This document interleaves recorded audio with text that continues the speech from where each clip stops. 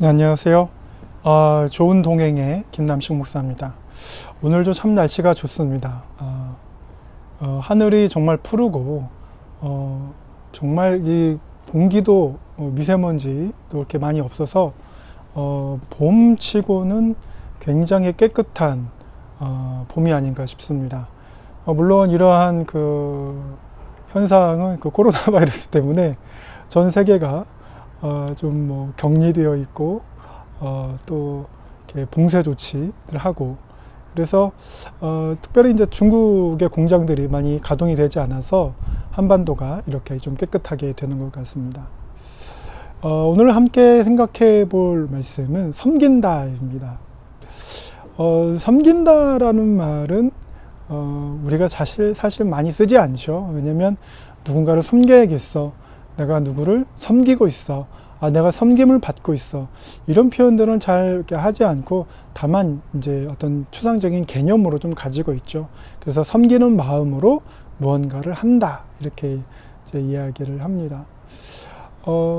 여러분은 혹시 삶에서 누군가를 섬기고 계십니까? 아니면 억지로 하고 계십니까? 아니면 월급 때문에 하고 계십니까?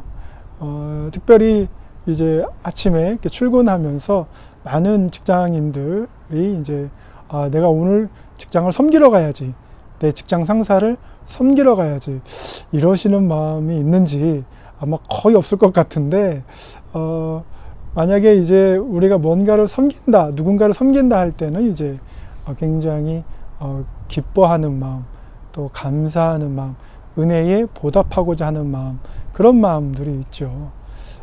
그래서 우리가 생각해 보면은 이제 일본이 한국에 대해서 이제 전체적으로 입국 금지를 이제 입국 금지를 실시를 했죠. 신청한 게 아니라. 그런데 사실은 역사적으로 우리가 일본을 생각하면 그렇게 이제 곱지 않은 시선으로 보게 되고 더군다나 거기다가 섬긴다 이렇게 생각할 때는 굉장히 어려운 일입니다. 위안부를 이렇게 사과하지 않고 위안부 사건에 대해서 부인하고 왜곡하고 그런 사람들을 섬긴다. 굉장히 맞지 않는 이제 조합이 아닌가 싶습니다.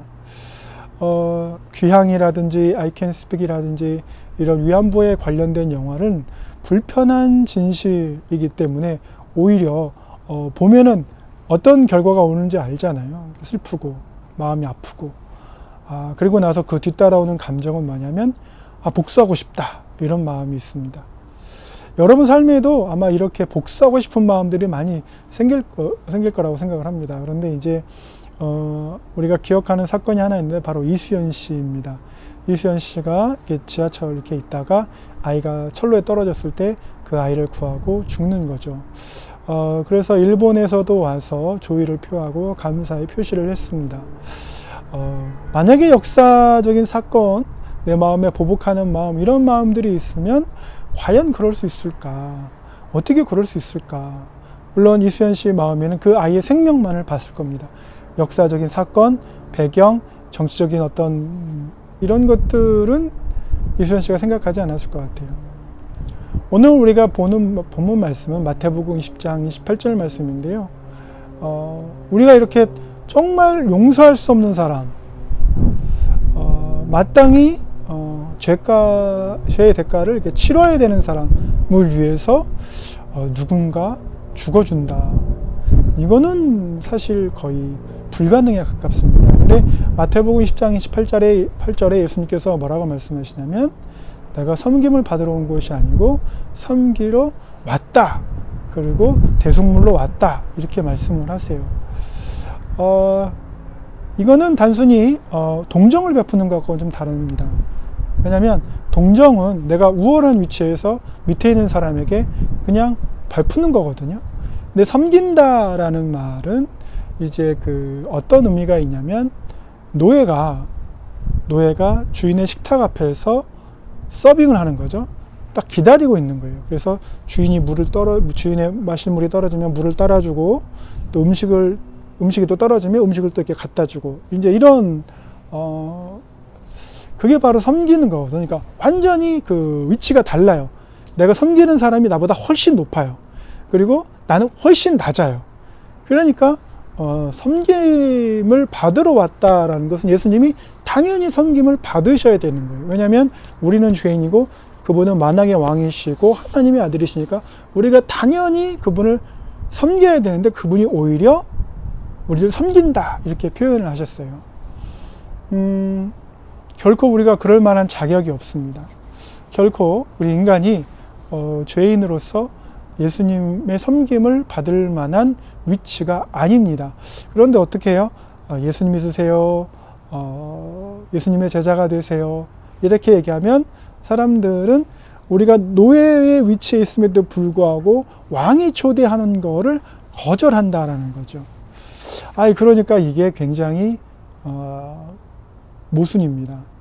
예수님께서 이 땅 가운데 오시는 것은 우리를 섬기러 오신 것이고 우리에게 섬김을 받으러 오신 것이 아니라는 거죠. 만약에 이 영상을 보시는 많은 그리스도인들께서 내가 혹시 예수님처럼 다른 사람들 섬기고 있는 거 아닌가? 내가 혹시 우리 사무실에서 직원들한테 나를 섬기라고 은연중에 강요하지 않는가? 그래서 우리가 생각해 보면 콩테라는 말이 있습니다. 콩테는 이제 프랑스어고 어떤 자귀고 높은 사람입니다. 그런데 우리나라에 어떻게 변질됐냐면 꼰대 이렇게 변질이 됐습니다. 그래서 뭐 자기가 우월하다, 자기가 인생을 더 오래 살았다, 자기가 모든 것을 알고 있다, 너희들은 모든 것이 틀렸다, 고로 나를 섬겨라 하는 사람이 이제 꼰대라고 직장인들 사이에서 얘기를 하지요. 예수님은 꼰대가 되시려고 오신 것은 아니었습니다.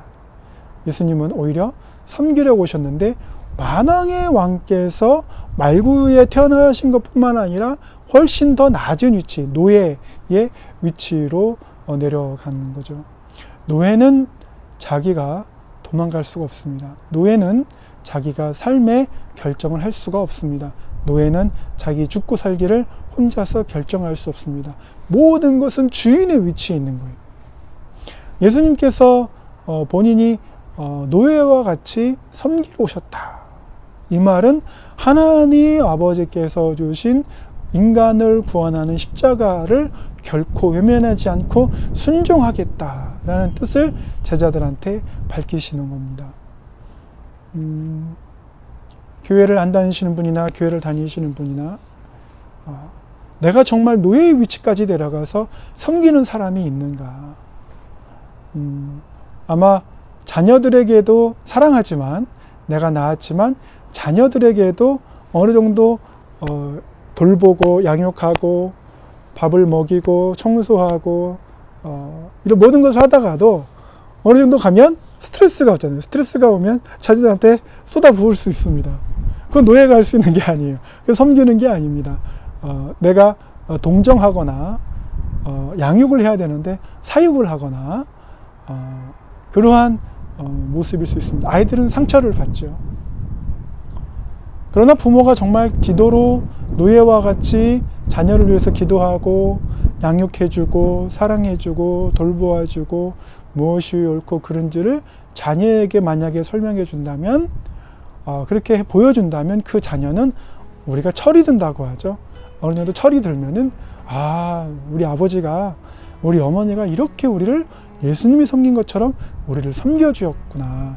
나도 우리 부모님을 나중에 이렇게 섬기고 봉양하고 또 뭐예요? 다른 사람에게도 이렇게 해줘야 되겠구나라는 마음이 생겨요. 그러면 사람들이 그럽니다. 정말 너희는 다른 아이들과 다르구나. 이런 이야기를 듣거든요. 직장에서도 가정에서도 여러분의 삶 가운데서 아직 섬기는 사람이 없다면 어쩌면 꼰대 보존의 법칙에 의해서 자신이 꼰대일 수도 있습니다. 만약에 아버지가 집에서 아빠는 왜 그래? 그러면 자신이 꼰대일 수 있습니다. 저도 그 소리 듣거든요.